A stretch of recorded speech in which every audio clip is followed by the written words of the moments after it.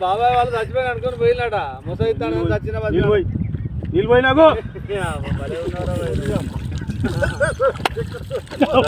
దీనికి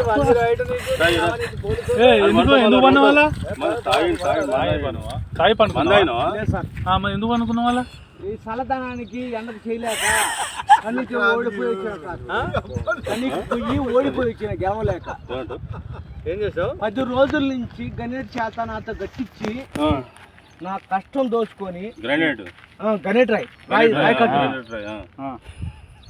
నాకు అంటే డబ్బులు ఇచ్చారు